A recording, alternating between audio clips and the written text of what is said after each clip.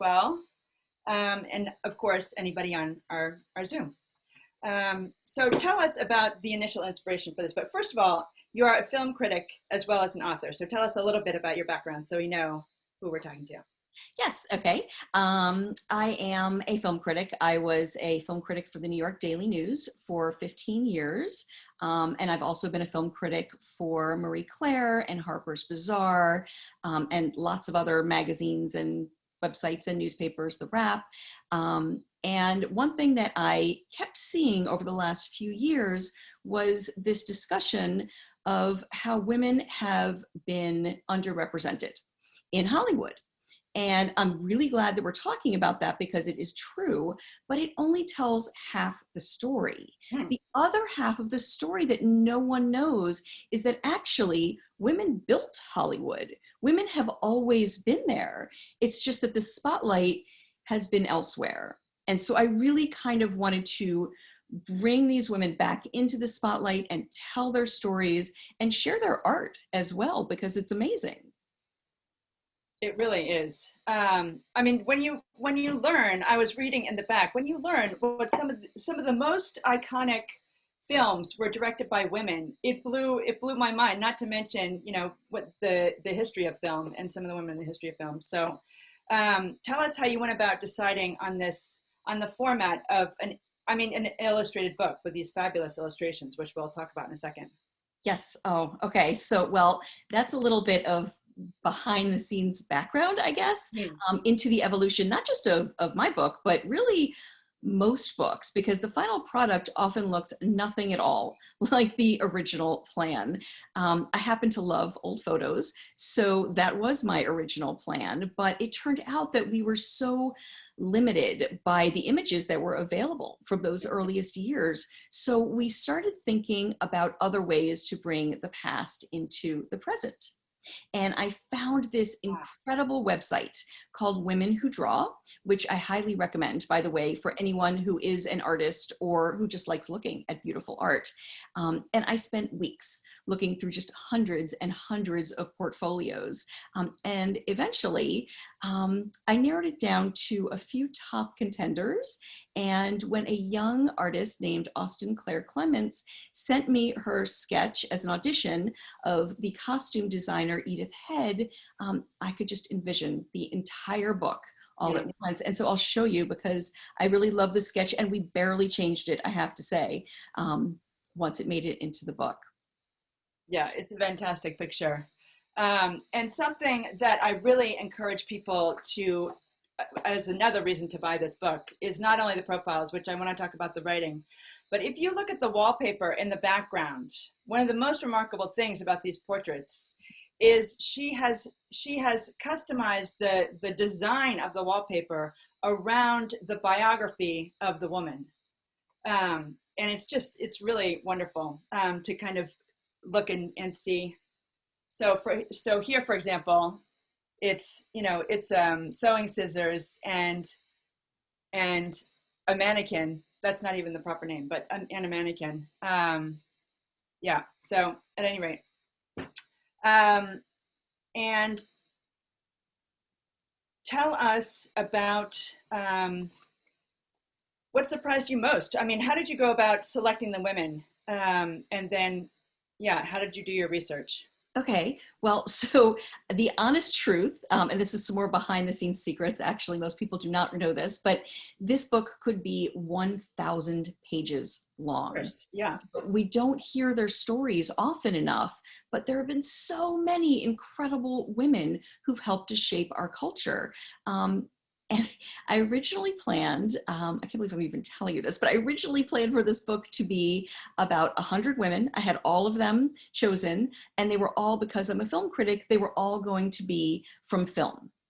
And then my editor cut that number in half. So we had 50 women, we had space for 50 women. And then we decided to make half of those 50 women television pioneers. So I lost 75 of my original names, and I was heartbroken. But there's always a way, right? So I did convince her to let me add 2 more pages at the end of the book called still more renegade women. I just couldn't end it at 50. And as you're reading the book, you may notice that I also snuck a lot of other names throughout the biographies and throughout the books. That was very, very intentional. So any woman who is named at all in this book is someone who deserves, at the very least, you may want to check out her Wikipedia page, because I got all 100 in there somehow. Yes, definitely. And tell us, I mean, you boiled these, each biography down, these women down to their essence, right? I mean, it really, and the kind of vignettes and the parts of their lives, just the snippets of their lives, you've sewn it together, and it's such a really impactful statement about each woman. So tell us how you managed to do that for each of these women. Well, thank you, first of all. It was also very, very painful to keep having to, cut down further and further and further. I mean, honestly, I could have written an entire book on every single one of these women. And, it's my editor's job to say, well, we only have this much space, so you've got to keep cutting it down. But you mentioned, actually, Austen's work with the wallpapers of all the biographies, and I can show you, and you have it behind you too. I'll show you my favorite portrait that she did from the book. And it's a little changed. The one that you have behind you was a little bit of a different version. But if you can see that gorgeous, gorgeous lush garden behind her. Yeah, that's fabulous. So that is a reference to Nazimova had a property that she called the Garden of Allah. Her name was Alla Nazimova, and she called it the Garden of Allah. And it was this wild, wild place. Her story is probably the most risque in the book. And, everybody went there in Hollywood, every movie star you could imagine, and seriously crazy things happened at the Garden of Allah. And I think that Austen really captured a lot of what I wasn't able to write. I mean, I talk about it, but a lot of what I wasn't able to write is sort of in her drawings as well. I mean, you can see the lushness there, right? And the wildness there. And when you look at her picture, this is a woman who lived 100 years ago, right? And she was so far ahead of her time. And I think just looking at that portrait, you can see how modern she really was. Yeah. So we tried to work with the art as much as we did with the words. Another example would be the director, Dorothy Arsner. I had to keep cutting down and down and down, and I had to cut out the fact that she invented the boom mic, which is a huge deal. Oh and it killed me to have to take that out, but we had no room for it. But as one of the many little Easter eggs that we've got all over the book, if you look in the book at the wallpaper, you will see that boom mic behind Dorothy Arsner's portrait. So we got in as much information as we could about everyone in a little bit of a sneaky way when we needed to. That reminds me of one of the profiles that I loved the most, which was Hedy Lamarr. Oh my gosh! And how completely. I mean, yes. Please tell them. Do you have a slide of that portrait?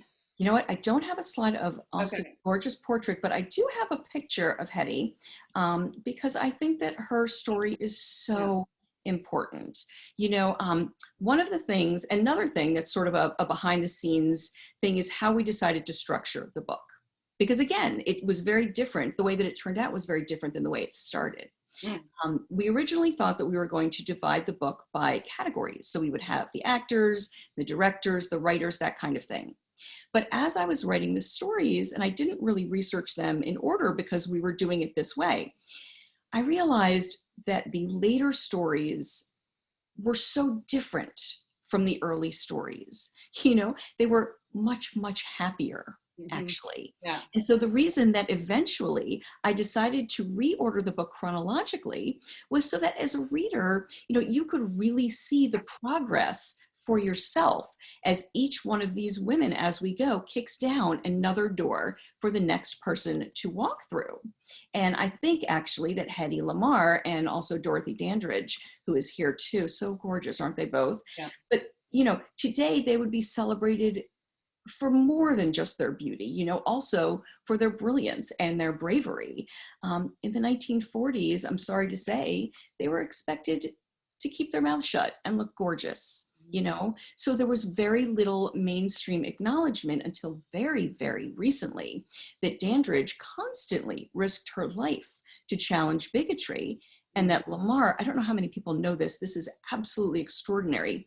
Lamarr co-created the technology that every single one of us is using right this minute for Wi-Fi. Yeah, I mean, the entire background, right? She married a gun runner, then her relatives were killed by the Nazis during World War II, and that's what inspired her to kind of find a way. And having married an arms dealer, right, she knew the torpedoes that the Nazis were going to use that were going to kill her, you know, her other relatives, and she wanted to find a way to have the radar, to have the Allied radar go on, you know, be able to detect the torpedoes, or to be able to go undetected, right? That's absolutely right. You know, she was from a Jewish family. She married this man who was really, you know, an arms dealer to the Nazis, and also, just as you would imagine, a horrible, horrible person. She was much, much younger than him. She was a teenager.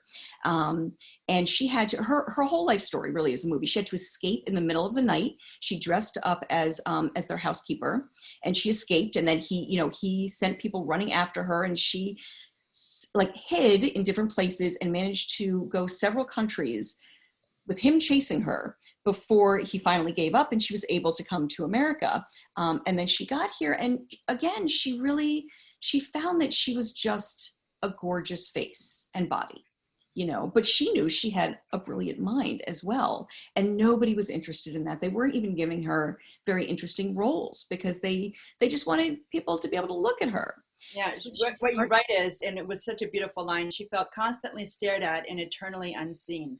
Yes, it's true. And it was very sad, but you know, she found this other outlet where she was working in science, and she helped develop this technology, and she presented it to the US military. And of course, you know, they never took her seriously, and they filed it away.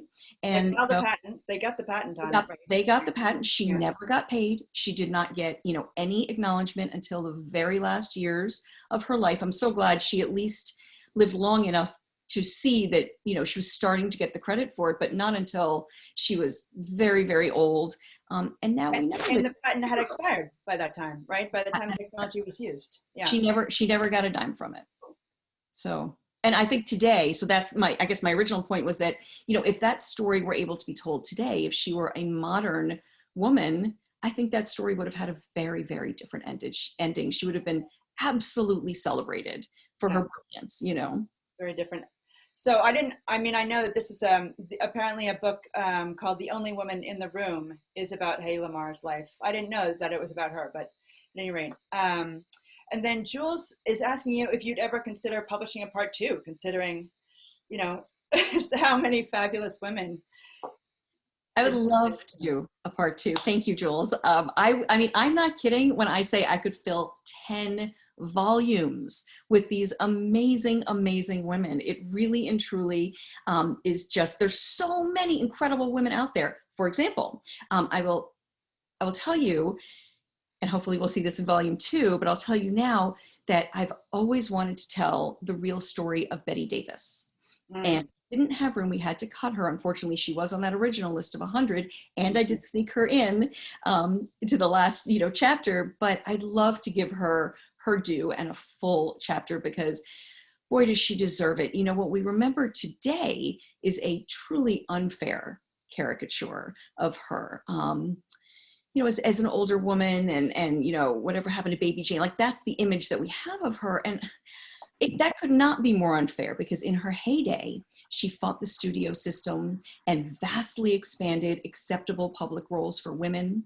She became the first female president of the Academy of Motion Pictures. She established the remarkable and sadly forgotten, I'd actually love to do a separate book on this, the Hollywood Canteen for soldiers and veterans, which was an incredibly charitable and generous thing for her to do.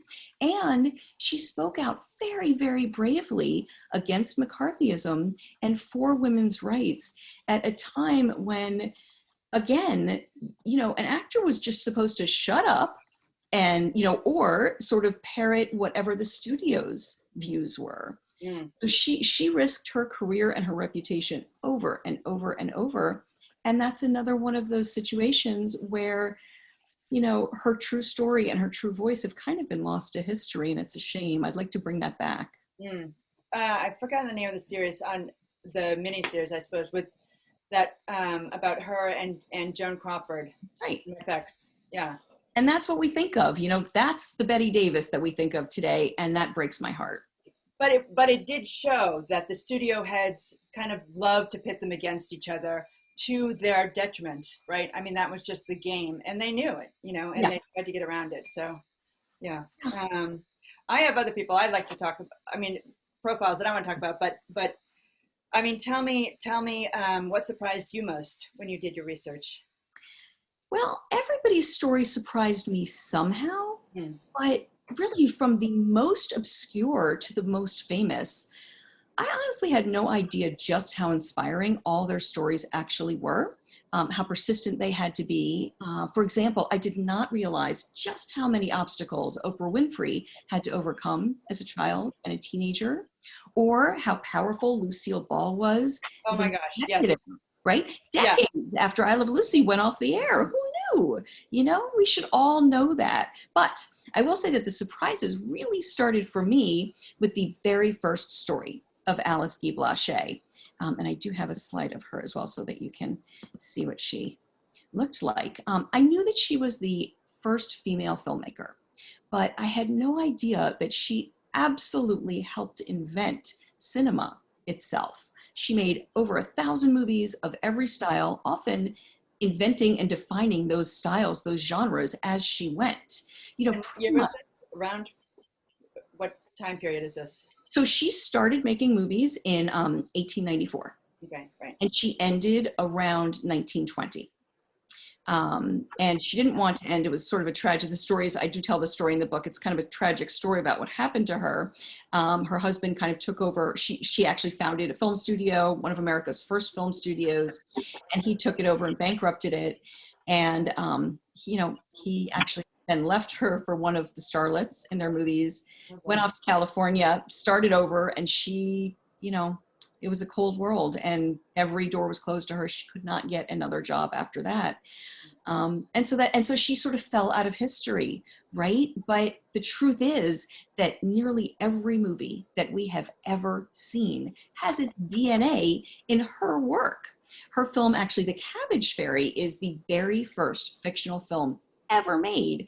And it's one of, I like to show several clips when I do book club or women's club events, because I love the idea of sharing not just these stories, but also the incredible and influential works that these women created. I think that's just as important. Definitely. Yeah. We do have it. I don't know if you want to share it or not. It's about a minute long, or we can do it, you know, I can talk to individual book clubs and show it then, but why don't you save that? Well, so you're willing to Zoom with book clubs and you're interested in. Oh my gosh, yes, I love doing that. I have to say, I love that you have found such an amazing way to continue to connect readers and writers, because honestly, like, isn't now the time when we need to take comfort in books and movies and great art? So I love that. And I do still show the same clips, the same film clips and slides that I would if I were in person, because again, I just think it's amazing for us to see these works and to see how modern they still feel, and to realize how they've influenced other works that we've seen for so many years without knowing it. And one thing I want to point out about Lucille Ball, she bought out her husband's share, Desi Arnaz's share of their production company, right? And so you write at the end, I mean, you have so many wonderful points about people's assumption of these women, and you know how so when you say when Ball bought out Arnaz's share of their production company in 1962, she became the first woman to head a television studio. That's right. Remember that the next time you laugh while her on-screen alter ego fumbles yet another responsibility. It's a beautiful way of putting it. Right, we think of her, of course, we think of her as Lucy and that dizzy persona, but as was the case with so many of these women, behind the persona that we all saw was just a spine of steel and a brilliant brain. And if you think about it, you know, these women had to work not even twice as hard, but 10 times as hard, to get to where they were. I mean, they were all brilliant women, and we didn't know that. And I think we should. Yeah, like I pointed out, I mean, I put a post on Instagram about Mae West. I Yeah. mean, the story. I mean, she wrote all of her own material, right? She put on her own Broadway show. It was called Sex. I mean, you tell them. You tell them. No, that's right. Right. Like everybody thought of her as if she was addicted to anything, it would be sex. But the truth is, like the truth that she actually tried to hide was that what she was really addicted to was work. I mean, she was absolutely a workaholic, and that's how it goes, right? That you cannot get to the top if you're not working like crazy behind the scenes. Yeah. So she also had this persona that was one thing, but the person was another altogether. And I love kind of putting those stories together, juxtaposing them so that we can see a bigger picture. Yeah, exactly. Right. I mean, what they did behind the scenes, and then what the public was willing to, what the public embraced, right? So at any rate, I mean, she engineered her entire rise, right? The Broadway, the vaudeville show, which was Sex, she was put on trial and jailed for 8 days, right? For public, encouraging public indecency or whatever, corrupting public morals. Yep, that's right. And then that was the best PR stunt ever, and Hollywood came calling, and that launched her career. And then, yeah, the fact that she wrote all of her own material, and was she involved in the production too? I forgot. She was absolutely involved in the production. She was involved in every single aspect. She really was. And this is actually sort of when the censors got very tough because they hated the idea of this woman coming in. This was the point. In the very beginning of Hollywood, women were tremendously successful. In fact, women wrote, directed, or produced about half of the movies that were made in the early years of Hollywood. Before the studio system, right? That's right. Yeah. Because then what happened was people saw, oh, wait a minute, there's a lot of money to be made here, right? And so that's when the studios built up. And I can show you an example. Let's see if I have. I mean, this picture is very representative. That's one of the studio boards. And there was just no room for women anymore. And so you had somebody like Mae West who's writing her own material. She was the highest paid actor, male or female, in 1942. She had a lot of power, and the censors came in and just started cutting her movies to shreds, and she got a lot of innuendo in, sort of, they didn't, they were so literal, they missed a lot of the things that she was saying, but then they started looking more carefully, and eventually it did really damaged her career in Hollywood. She just couldn't continue because we weren't allowing her to. But as you said, she pivoted, which is what women keep doing in Hollywood. If one door closes, they find next. So as you mentioned, she went to Las Vegas, she went to Broadway. She was working. She was a real estate investor. I mean, she was working until she was 86 years old. Wow. Right. And yeah, there's so many others. I mean, let's touch on a kind of an area.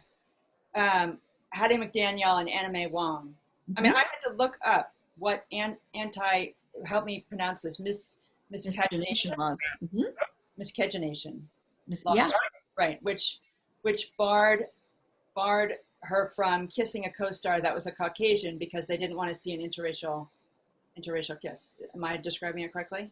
You're describing it absolutely correctly. And so she was the only leading lady in mainstream Hollywood films who was not allowed to kiss her co-star, and think about how that would limit, her career to be, she couldn't be a romantic lead. All of her roles were, these sort of stereotypical, it was either, a tragic role, or it was what they called at the time a dragon lady role. I mean, it's inconceivable to us now what she had to go through. She was having serious relationships with some of her directors, and still she could not be shown kissing her co-stars on screen. Yeah, so she also did a similar thing in a different way to what Mae West did, in the sense that she pivoted, and she went to Europe, where she was able to make better movies. She had a larger group of options. And then finally she came back to America. And by this time it was the 60s and things were a little bit better.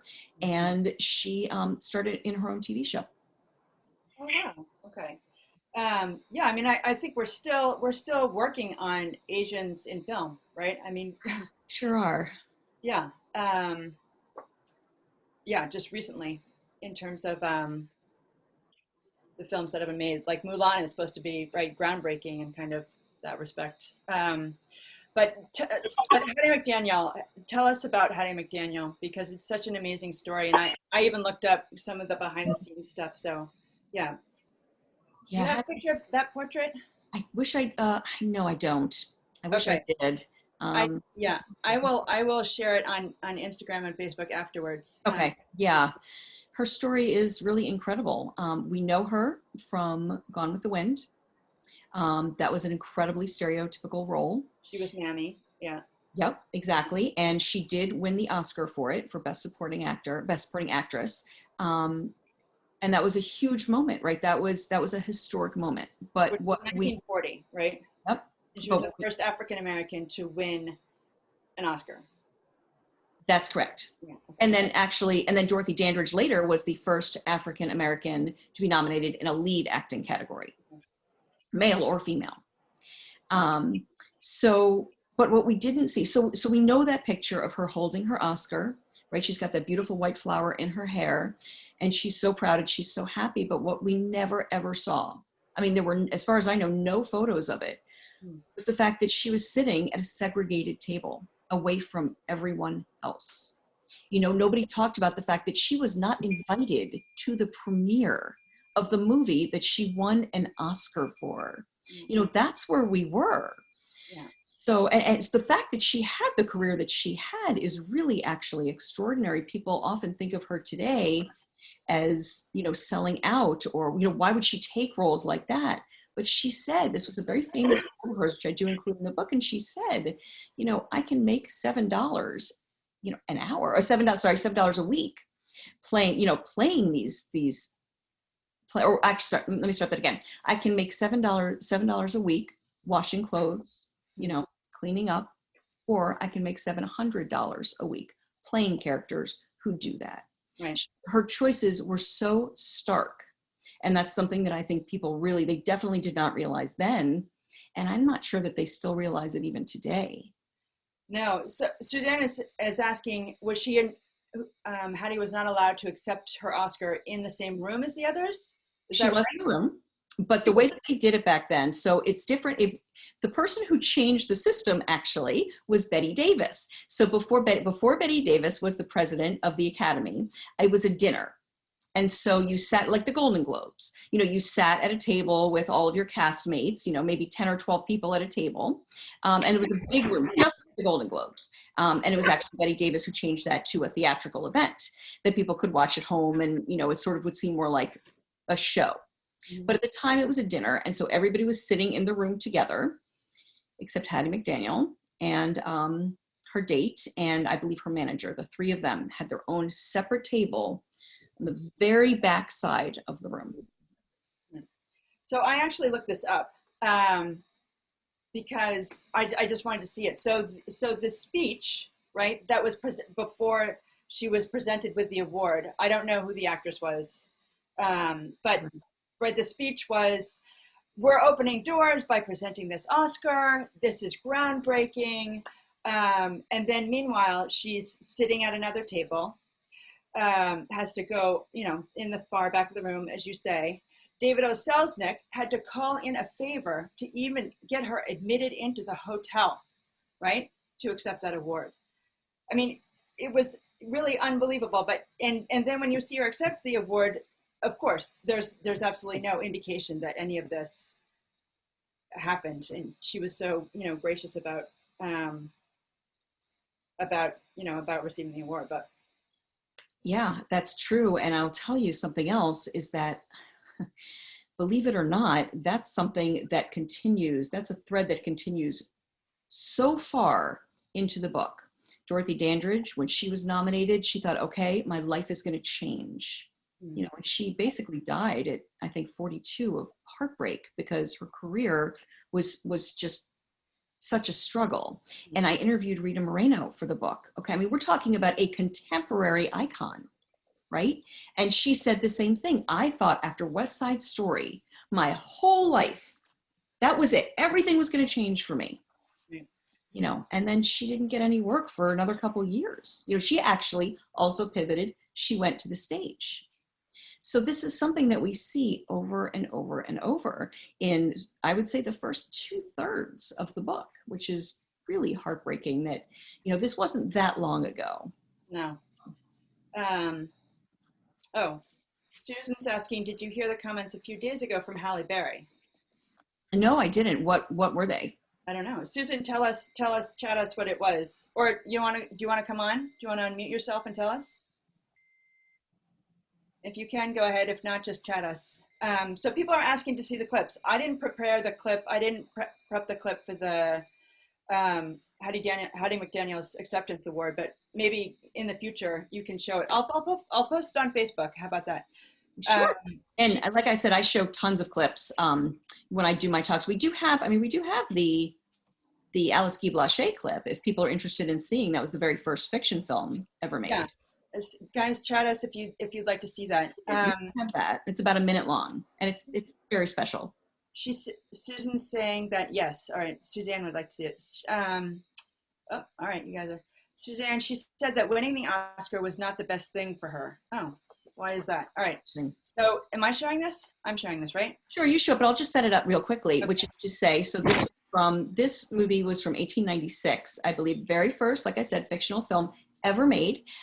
So, you know, it's not what we think of course, as fictional films, but when you think about how it was the first one, it's really extraordinary. And the idea here, it's called The Cabbage Fairy, and the idea here was that she wanted to show where babies really come from, which is to say, you know, they're born in cabbage patches. So we can watch that now.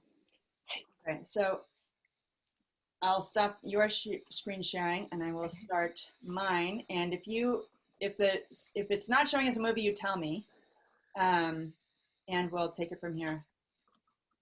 Oops, it is not. All right, so let me stop my sharing. Go to the speaker view. How did we do this before? It is on YouTube. If you're not able to. Do you have that YouTube link? Oh, I have it. I have it. All right, sorry. All right, here we are. It's getting better. It's not perfect. We're learning more and more every day. We're learning more every day. All right, do you guys see the screen, the browser screen? Cabbage Patch Fairy? Quiet. Okay. Where is she? Chloe.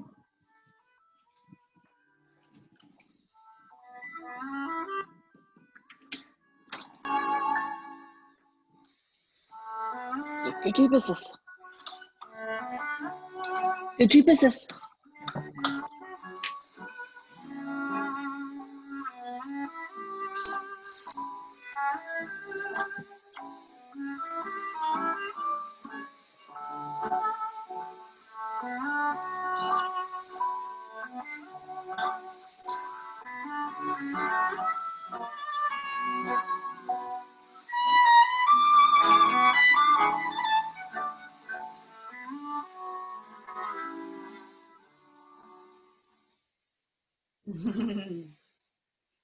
So that's where we started, and I can confirm that those are actual newborns that she's just throwing around the soundstage like it's nothing. So, oh wow. And that's it. That's where it all began, which now gives you so much more context, I think, when you watch any other movie. Yeah. And Michelle's saying, now we know where Cabbage Patch Dolls came from. Maybe. There you go. Maybe. So why did you included film and television at your editors? That was your editor's idea, or? No, you know what happened was, as I said, because I was a film critic, I did start out thinking, well, of course, this is just going to be a book about film. But then as I started doing my research, like we've been talking about, I saw the way that women in Hollywood just did the same thing that women everywhere have always done, which is to create new opportunities out of imposed restrictions or limitations. So when no one would hire Lucille Ball or Ida Lupino or Julie Dash to make movies, they pivoted to television and then became huge innovators in that field. And today, women like Ava DuVernay are actually doing the opposite. You know, they become successful in film, and then they use TV to help boost the careers of other women. DuVernay has a show, I don't know if anyone here has seen it, it's called Queen Sugar, and it's on Oprah's network, OWN. It's a beautiful show. And one of the reasons that it is so beautiful is because DuVernay committed at the very beginning to hiring a massively huge, diverse range of directors for each episode. So every episode looks different in a good way. Do you know what I mean? Like, it's all very cohesive, but every episode really looks like its own little movie. And she hires women like Julie Dash, who is in the book, who made one or two very impactful films and then could not get any more work in Hollywood. She also hires young women who haven't been able to get their foot in the door. So, it's this sort of incredible sisterhood that also, I have to say, that is a through line in the entire book. It's something that I noticed when I was writing about DuVernay, and then I went back and I realized, wow, this is absolutely a thread in the entire history of women in Hollywood. In fact, I checked, and the first 6 women in the book all worked either for each other or with each other. And, they would start, Alice Guy Blache was the oldest. And then, she hired Lois Weber, who then hired Frances Marion, who then worked with Mary Pickford, who also worked with Alana Zamova, who then worked with, Anna May Wong. And so it's just women helping women, which I absolutely love. Lifting each other up, and as somebody said, right. She carries as she climbs. Yeah, exactly right. The more women there are working, the more women there will be working. We help each other. Yeah, and as you said in Patty Jenkins' profile, which as you say, it kind of seemed like was summarized the entire book. Her success has served as irrefutable proof that universal stories should be told, portrayed, and enjoyed by everyone. Right. Yes, I love Patty. Yeah.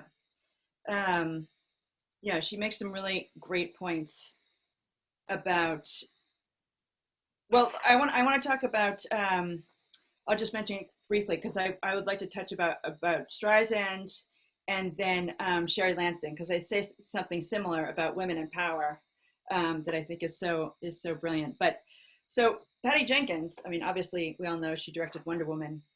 I don't think we need to, right?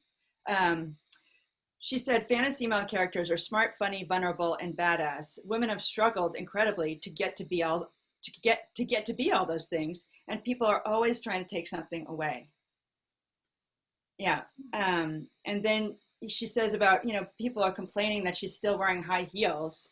And no one complains that Superman has these like crazy pecs, right? And nobody's saying, well, what are we saying about men that Superman has these, so attractive? So, right? Sometimes you just have to put the shoe on the other foot to see how ludicrous some of these. Right, the high heel on the other foot. No, yeah. That's absolutely right. And that's something that Molly Haskell said in our interview too, is that when everything begins and ends with female beauty, we have nowhere to go. So, you don't look at Superman and the first thing that you think of is his muscles, right? You think of him as a hero. So Patty really, she's pushed back a lot against people who have said, well, why does she have to wear high heels? Or why does she have to, be played by a former model or be so beautiful? And of course, Gal Gadot is not just a model, she's a former soldier. And she says, why are you focusing on that still? Why is that still the first thing that everybody's looking at? And I think that's accurate. She's trying to expand things so that it's equal. So Susan is just helping us out with the Halle Berry, which is, the quote is, her historic win is one of my biggest heartbreaks. There was no place for a woman like me. Great directors were not knocking down my door. It actually got harder to get work. Wow. That's very interesting. And one of the only reasons that we know who Dorothy Dandridge is today is because Halle Berry insisted on making a movie about her. So that's interesting, I think, and sad. And the first thing she said, I remember in her acceptance speech, was, "This is for Dorothy Dandridge." Right, exactly. Yeah. So, women helping women, women supporting women, getting their stories out there, which, by the way, is really what Patty was doing as well, and what all the women that I interviewed did, right? Patty took time off. She was on the set of Wonder Woman 2, which is coming up. She was actually, like, literally in pre-production. And she just, stopped everything and took, I don't know, maybe 2 hours to sit and chat with me, because she also just, I guess, wanted to support another woman, but also wanted to get the word out about all of these stories too. And that's what, does Barbara Streisand really need to take the time to talk to me? Of course not. But she too, it's just women helping women, which is really, I think, what this side of Hollywood is all about to a large degree. Mm. Yeah, you interviewed so many icons. Was there a favorite that you interviewed? Well, the honest truth is that I really did love them all. But I will say that each interview was a different experience. We expect icons to be imposing, I think, or I don't know, maybe that's just me, but I was a little surprised by how funny and down to earth Rita Moreno and Sigourney Weaver were. And then on the flip side, I was a little surprised by how serious Amy Poehler was about the subjects that we discussed. But I will always have to say, the conversation that I've thought the most about is probably my interview with Barbara Streisand. She pointed out to me how crucial language is and how important it is for us to really think about the words that we hear and that we use every day. So when we were talking about her reputation as a diva, she asked me if I could think of a single man who is referred to as a diva, let alone as often as she is. Maybe Pavarotti. Yeah, maybe. Okay, good point. I think that's fair. That's fair. But when I really couldn't, because I didn't have you here to remind me, she pointed out that the same characteristics are often called assertive or committed in men, but aggressive or controlling in women. And that is absolutely, if you go back and look, like, that has absolutely influenced and colored her entire career. And I also think that's still relevant in just about every field. Yeah, she said something that I thought, why didn't we get this memo like 4 years ago? We would have realized what the problem was, why it was so difficult. Some men don't want to be told what to do by a woman, and that's probably why we don't have a woman president today. Right? Yeah. Oh, and then you say, well, maybe that's not true. And then you look at Sherry Lansing, who was the head of Paramount, right? Mm-hmm. And she said that when she asked for promotion to be the head of the studio, they turned her down because they laughed and they said, men simply are not going to report to a woman, right? Oh my gosh. Okay. So I don't think this story made it into the book, so I'll share a little extra with you. When she began, she went to Michael Douglas, who was, she's been working with in Fatal Attraction. And she said, hey, I'm your boss now. And, oh no, she came in, she said, hey, I just wanted to introduce myself. I'm Sherry. And he said, oh, sorry, sweetheart, casting isn't until next week. So I'm sure he was embarrassed by that soon after, but I would say, yeah. That's what she was facing at the time. Yeah.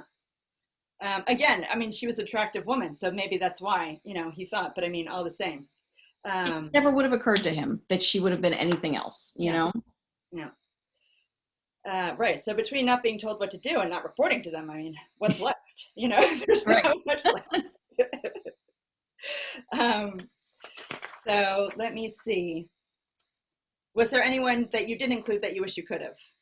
I know you said so many, but yes, I know. Well, Betty Davis is at the top of my list. She is like number one when I do volume 2. But the truth is, again, there's just so many. If you look in the Still More Renegade Women section, a lot of those women will be in the second volume. There are so many producers who really have just gone under the radar. Kathleen Kennedy, for example, who really deserve, I mean, they just deserve their own chapters. All of these women who have snuck in there, every one of them, if you see their name, just sort of even as a passing reference, just know each of them deserves her own chapter, and hopefully she'll get it next time. Yes, yeah, exactly.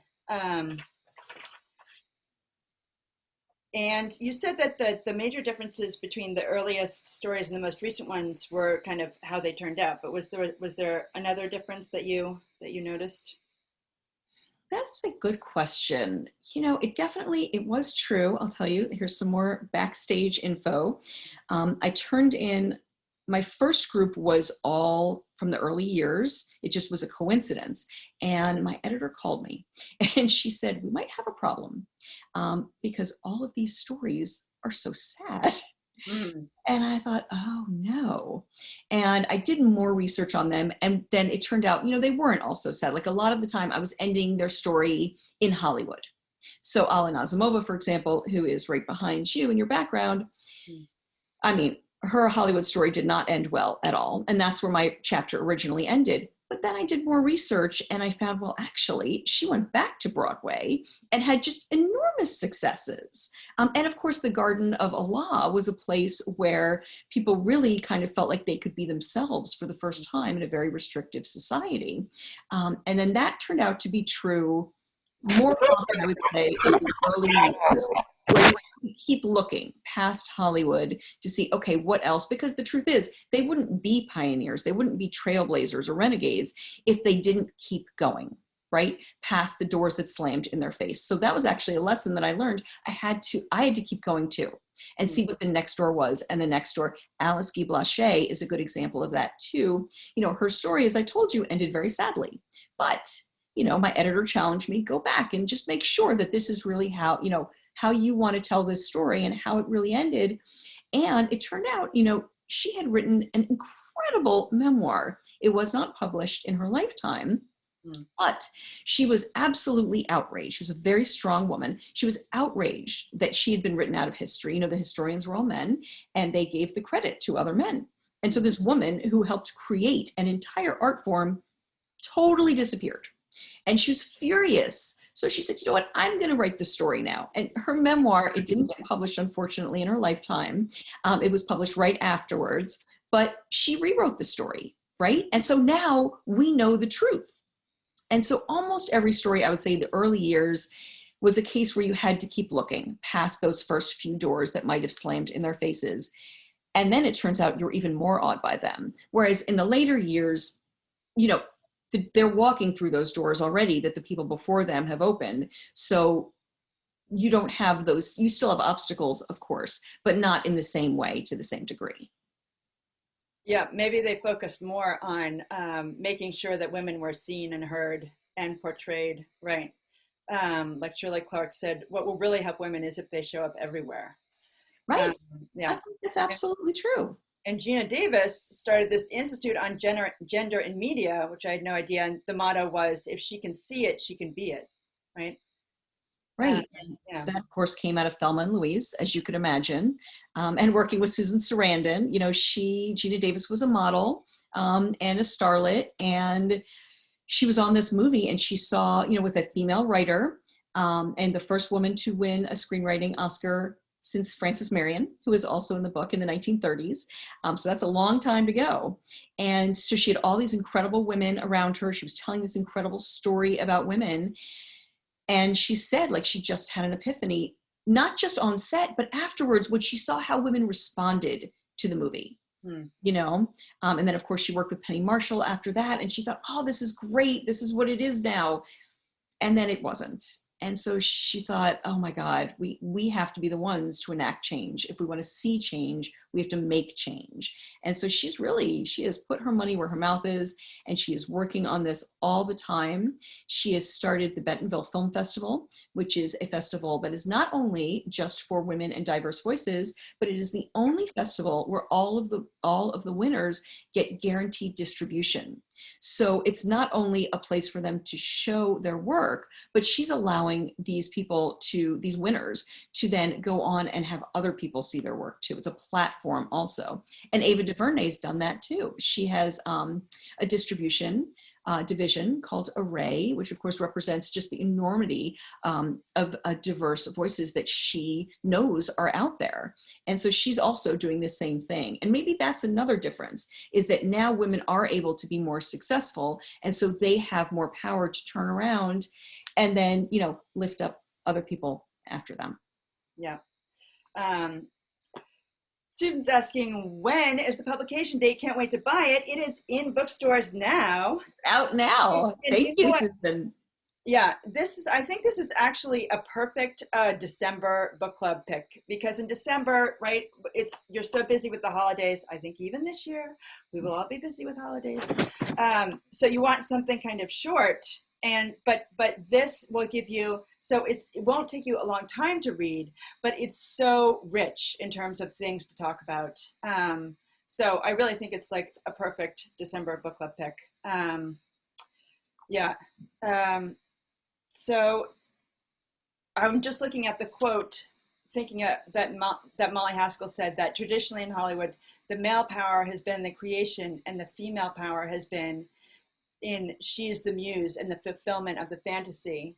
So, and if you see, you know, the first portraits really are examples of that, right? Whereas the later portraits, you know, they are the painters, right? They're running their own show. Yeah. Yeah.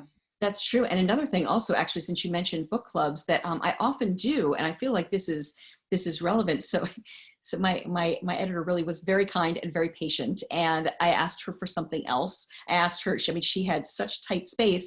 And then I asked her for an entire chapter at the end of the book after we'd already planned it out, called Essential Viewing. And this one is several pages long, because what I really, really, really wanted was for people to be able to see the work of every one of these incredible artists, because a lot of times the work, you know, has disappeared right alongside their stories. So I wanted to bring the work back too. And for every woman, I've listed, you know, the essential work that they should see. I made sure that all of it is very easily found. It's on YouTube, or you can stream it. And so what we do a lot of times with book clubs too, which is a lot of fun, is the club will pick one of the movies or TV shows in the back to watch together as well. And obviously there's a huge range. I mean, we've got, you know, Golden Girls episodes and Mary Tyler Moore episodes, but we've also got work by Alice Guy Blache, and we have work by Dorothy Arsner, and we have work by Julie Dash and Anna May Wong, and just incredible movies that you probably wouldn't see otherwise, but that also treat women in a very different way than, as Molly Haskell said, we're used to seeing. You know, they treat women because they were made by women. They treat women as whole individuals, just like men have always been seen. And you have a great website as well. Maybe you have some clips on the website. You know, I have a few sample chapters. We don't have any clips, but I think maybe we should add some. Yeah, I think it's a really great addition. And you have one of the portraits, and in the background, one of the flowers moves. And I don't know how that's happening, but it's just a little touch of magic that's just thrown in. So Paige is asking, how do we get in touch with you if you want to join a book club? Yes. So now, Pauline, do you give out email addresses, or like? Yeah, I can chat it. I can chat it right here. I mean, whatever email address you'd like to. Yeah. No. Email? Okay. Sure. I don't know if I can reshare. I can actually put my email address up there. Sure. But it's also, you can contact me through my website, which is just elizabethweitzman.com, or Pauline has my info, or if you want me to share the screen, I could just put my contact info up there. Yeah, let's do that. Okay. Let's see if that'll work. Yes, I would absolutely. And you know what? I'd be happy. Like I always say, there's often people who are just interested in, who will read the book and then just want to share their opinions, you know, or who want to say, oh, I wish you'd included this person, or I watched one of those movies in the back and I really loved it. Or, you know, I always just want to hear that too. So you can feel free to get in touch with me for any, oh, you know what? I'm going to show you this. So you can feel free to get in touch with me for any reason at all. I like seeing the photos of the actual photos of the women. That's great. Yes. Okay. So in the golden age of Hollywood, do we have time for me to? Yeah, sure. Okay, so in the golden age of Hollywood, after I told you, like half of movies were written, directed, produced by women in the early years, and then the studio system came up, and that was the so-called golden age, and that was run entirely by men, and women were no longer allowed behind the camera. So there were exactly 2 women in 35 years who were allowed to direct in Hollywood. And one of them was Dorothy Arsner. Her movies are incredible. We often show her movie Dance Girl Dance, or everybody watches it individually before we do a book club, because that movie, it's just a lot of fun, and it's very deceptive because it feels like it was the kind of movie, it was very popular. It was the kind of movie that people would go see on a date. It stars Lucille Ball and Maureen O'Hara as competing showgirls. So it's just a fun movie, but it centers the woman's perspective, and it centers the women's characters in ways that no other movie was doing at the time. And it speaks to what we call, in film school, it speaks to the male gaze. So they study that movie a lot in film school. It feels like it's just a fun movie, and so book clubs love it, but there's a lot there. And then the other woman was Ida Lupino, who some people may recognize as a starlet in the 1940s. She was a gorgeous woman, and she was also sort of pushed onto that starlet track, which I talk about in the book, and she hated it. She hated it. She also did not want to just be looked at. She was brilliant and talented, and she could not get anyone to hire her as a director, and she could not get any movies that she felt were worthy of what she wanted to do. And so she said, forget it. And she went out and she started one of the very first independent film companies. And her movies also are amazing. Sometimes for book clubs or women's clubs, we'll watch The Hitchhiker, or sometimes I'll just show a clip from The Hitchhiker, because it's the first film noir ever made by a woman, and it is amazing. So highly recommend that. This is, of course, all in the book. And tell us the previous movie, woman's movie. Dance Girl Dance was the Dorothy Arsner movie. Okay. And The Hitchhiker is, but again, those are both in the essential viewing section, so you can remember them. And Daughters of Dust is another one. Do you want the Gmail email to share? Oh, sure, that's great.